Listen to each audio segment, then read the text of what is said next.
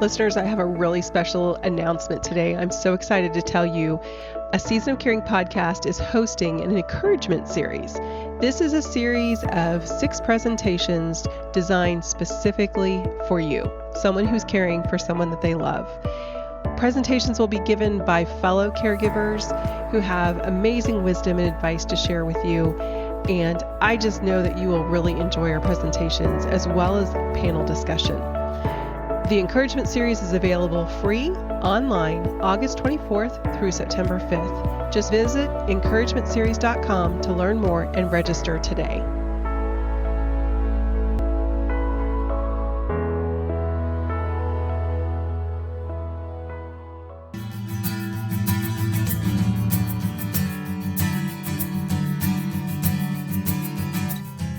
Welcome to A Season of Caring podcast, where there's hope for living, loving, and caring with no regrets. This is Rayna Neises, your host, and today I have a special guest, Nancy Bouwens. Nancy's a writer, certified life coach, and cancer survivor. She's also a wife, mom, nana, and primary caregiver for her aging mom, and is currently writing her first book, Every Moment Holy, A Sacred Adventure. As the intentional life coach, she has coached women around the world for more than 10 years. Walking beside them as they design lives they love, face challenges with courage, and walk out what it means to embrace their unique God-given purpose to impact their corner of the world. She's passionate about equipping and encouraging women to give themselves permission to dream big, reimagine life, and believe in possibility again. Nancy loves to experience new places and meet new faces. Gathering friends around her table is one of her favorite things to do. She also believes that we're better together. Kindness is still possible in the midst of a global pandemic. Our words matter now more than ever, and God is good always. Welcome, Nancy. Thank you so much for joining us today. Thank you, Rayna. I'm excited to be here. It's an honor to spend this time with you. So let's just start off with sharing with our listeners a little bit about your caregiving journey. My caregiving journey started about 3 years ago. My mom came to us and asked us if we would consider moving in with her just so that she could stay in her own home as she aged. She now is 92 and a half. When we moved in, she was still driving and getting her own groceries and cooking, but she could see on the horizon that a lot of that was going to be shifting and changing. So we made the decision to do that. She lives in a condo. We live in her basement, and we are there for her to take care of her. And it'll be 4 years this fall. So it's amazing. It's been an adventure. Yeah, I'm sure it has. It's amazing on 2 fronts there that, first of all, that she had the foresight to say, I know I'm going to need this. So many times as we're caring for aging parents, that's hard for them to do. So that's great that you had the relationship that she was able to say, would you do this? And then for you and your husband to step into that, it's just amazing. So many times as I talk to people who are finding themselves in that place, it's hard. It's hard to make that decision to step in and say, yes, I can do this. I can move, especially move into her home and give up your home. So what a blessing to be able to have each other. And at the same time, a lot of work, I'm sure. Yeah, it is. It's a lot, but we're one day at a time for sure. So. Well, and I'm sure it's also helpful to have your husband there with you just to be able to kind of tag team it. Yeah, he's a great support, and he deserves sainthood when we're get through this. I shouldn't say get through this. That's not what I meant. He does. He's great. He spends every day when he comes home from work, he'll sit up in her TV room, as we call it, and spend time with her. Doesn't matter if he's worked a 15-hour day. He'll go up and sit with his mother-in-law, watch the Detroit Tigers if they're on, watch Jeopardy if they're not on, Wheel of Fortune as an alternative. I mean, whatever. He'll just sit there and spend time with her. And our hope and prayer in doing this is that she sees how valuable she is, that she matters, and how loved she is. I can't change where she's at, but I can try to bring that to her. I don't always do it well, but that's my prayer, is that she will sense how special she is. That's amazing. I think that's so important. We forget that oftentimes in dealing with older people. We focus only on the tasks and we forget about the person. So I love that that's your focus, because the person and the love that we have for them is all the motivation we need. We just have to keep it in sight. Yeah. So the other piece of that that's really important is just taking care of you. How do you find self-care time and what things are helpful to you?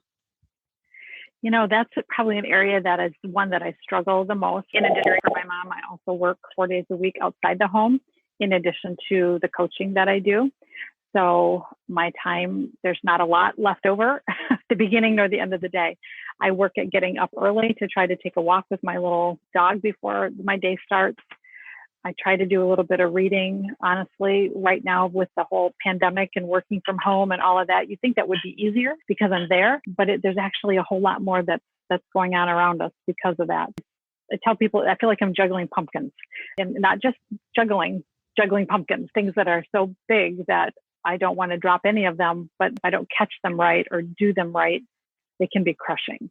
And so that's probably one of the areas that I really struggle in. One of the things I love to do is spend time with my friends and my family and have people over, as you mentioned in the intro, but during most of the year, I'm not able to do that because I can't have people over in her home. So we have to do it in a different way. We'll meet people at a restaurant or rent a conference room somewhere and, just try to have coffee with people that we care about. That's kind of an area that I struggle with because I need something to feed my soul. So I work at being creative, do knitting. I'm a writer, spend time with people, take a walk.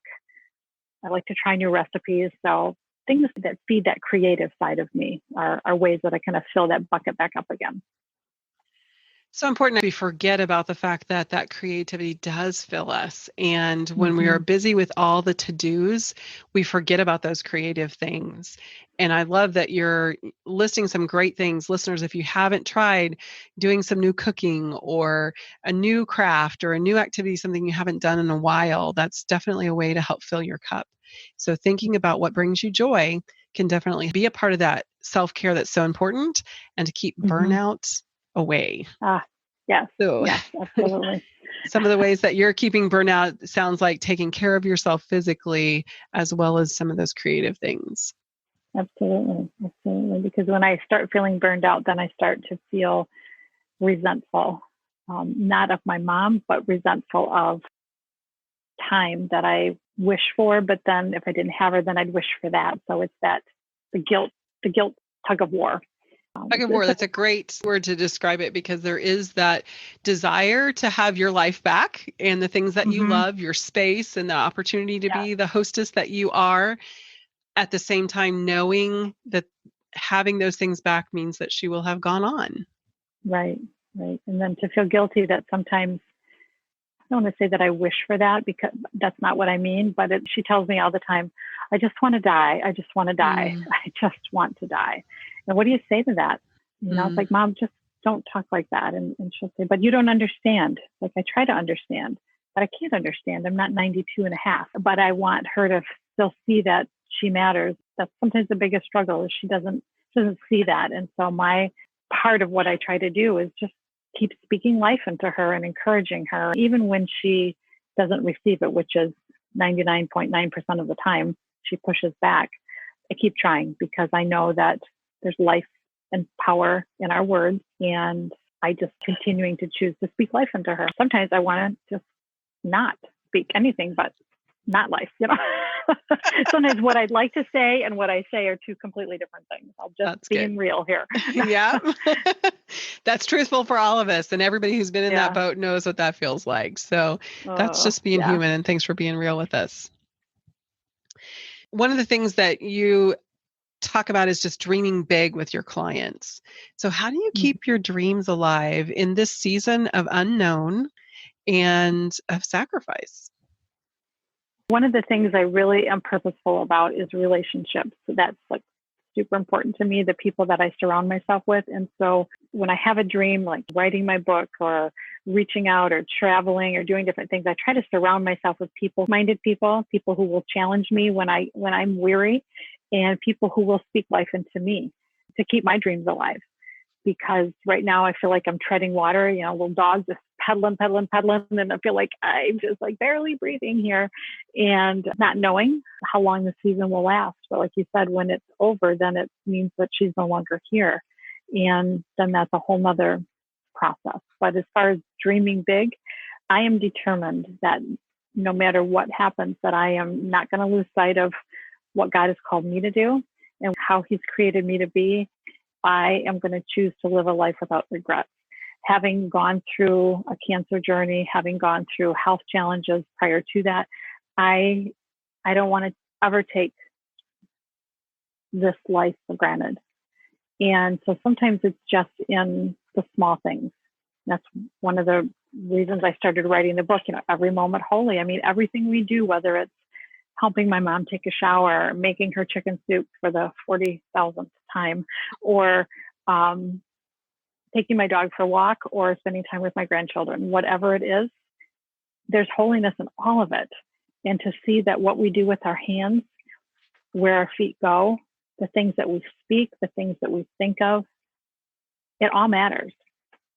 And if I try to keep sight of that, it keeps me grounded. I run to Jesus every day. If I didn't have him, I don't know how I would continue to do any of it. He's the one who helps me keep dreaming big, even when I don't see it, even when it feels like a desert. He's still faithful, and he's given me a call and a dream and a desire, sometimes even just journeying along other women that I'm coaching and working with, helping them to dream. Oh my goodness, that just refreshes my soul too. So in the giving back, I guess maybe that's the best way to say it. So as a person who is farther down the path than you are and has been where you are right now, I think you said so many wise things. Learning to be mindful in the moment really is the only way that we make it through. It's the way that we make it through with joy, the way that we make it through with intentionality in everything. I think being a caregiver is a large pumpkin, but knowing that you have other pumpkins that have to be cared for, can't be dropped. We don't want them to smash. That's so important, because sometimes I meet caregivers who have poured everything only in that caregiving role. And once they successfully walk their loved one home, they have nothing left. And what I hear is the passion in you is to do it well, to walk mom all the way home, but then also have amazing dreams and continued amazing relationships once she's gone. And that's a message I'm passionate about, because no regrets is such an important thing, because this is a time that's easy to lose ourselves in. And there was just a lot of wisdom in your answer in that. I think that's part of what I really want listeners to hear, is there is a way to do this. There is a way to do this and still have more than one pumpkin in the air. Yeah. So you mentioned earlier your husband and what a great member of your team he is. And I think that's so important to realize that our spouses are a part of the team. And there is so much that they bring to the relationship, not only for you, encouragement and strength, but also for your mom. So tell us a little bit more about your husband's role and how that impacts you and her. Well, he's very supportive of our decision. When she asked me about this, she said, well, I have a question for you, but I want to just talk to you, and I wanted you to be in front of Terry too. And I said, okay, I thought, what could this be? I had no idea. And so she asked me, and I said to her, she goes, but I want you to talk to him. I want you to ask him before you answer me. I said, well, absolutely. But I'm already pretty sure of what he's going to say, because I know him. Now, I'm blessed that I have a supportive husband that will walk with me through that, or through this season. And I'm grateful for him, but there is a cost. There's a cost to our relationship, our personal time. Times when we would maybe normally sit down and watch a movie together, I'm upstairs helping her get ready for bed. I'm helping her take out the trash. I'm helping her vacuum. I mean, there's a cost. And sometimes it costs him more than what I think I realized, and what he thought it would cost. So we've had some pretty in-depth conversations about how do we stay connected. When you were talking earlier about, when you walk mom home and that season ends, it's a little bit to me like when we're raising our children and you pour everything into them for 18 years, however long that looks, and then they all go off to college and move out and get married, and you think, what do I want to be when I grow up? They're all gone. And that's what this season feels a little bit like to me. I don't know if it's going to feel like an empty nest thing when she's no longer with us, but I want to make sure that I spend time with my husband and take care of him, in spite of, or especially because of the season that he's giving me with her. And one of the ways we do that is we try to take a lot of walks together. We love to travel. Our travel time is limited because I have to make myself available for my mom. There is no backup. My sister is not able to help. She would if she could, but she herself is homebound, so she can't help. So it's just me. And so when we travel, we have somebody check in on her and whatever, but it makes planning adventures a little difficult. But what we do instead is it's like, all right, let's grab a picnic lunch, get some subs, let's go watch the sunset. We try to still be spontaneous. We try to get together with friends as much as we can. And sometimes we just try to sit up in bed, talk for a little bit before we fall asleep. Even if it's, and I'll tell my mom, well, I'm going to go down now and I'm going to spend time with Carrie. And she doesn't always want me to do that. She wants me to stay with her. When she had hip surgery a few months ago, I slept upstairs for quite a few weeks. And finally I said, I'm going to go back. And she was afraid. She didn't want to be alone. And then it made me feel like, oh, maybe I should stay. Okay, I said, I'll give you a few more nights. But by Friday, I'm going to go downstairs and I'm going to spend, if you need me, I'm here. I guess the best way to say it is having some boundaries, not just with myself and what I allow, but boundaries for her. And being firm about that, even when there's a pushback, because he matters. And when all this has been walked to completion, I want our marriage to still be strong. I don't want to be left with crumbles that have to be put back together again. I don't want broken pieces. And I can see how if we weren't intentional about that and purposeful about that time, it would shatter us. It would shatter us. And we have a strong marriage. We've been through a lot together, but it would be hard. Such wisdom in that, because it is understanding that relationship is one of the pumpkins and it has to stay in the air. And it doesn't mean that you have to spend as much time on that pumpkin. It means that you have to be as intentional with that pumpkin as you are with everything else. Right. And as you said before, working on top of those relationships, both with your mom and your husband, and then those friends that feed you and are such value to you, and your writing. And there's just a lot of different pieces.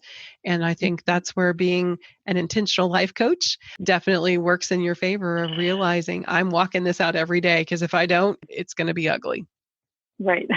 It will be ugly. And sometimes I have to, as they say, preach to the choir. I have to take my own wisdom and my own medicine and the things that I speak into the lives of people around me and those that God gives me opportunity to speak into. I need to sometimes have a sit down with myself and say, okay, so let's listen up here. You need to think about this, this, and this. And one of the best ways I do that is I journal. I have more journals in a box that I don't know what I want done with when I die someday, but I think they should be burned, but I've got so much in there, but I'll just journal. I'll start writing and just like doing a brain dump. It's like getting it all out. And sometimes that's the best way for me to just process things. I'm just grateful for the grace and the strength of my husband and of my Jesus who walks with me. Without him, we could not do this.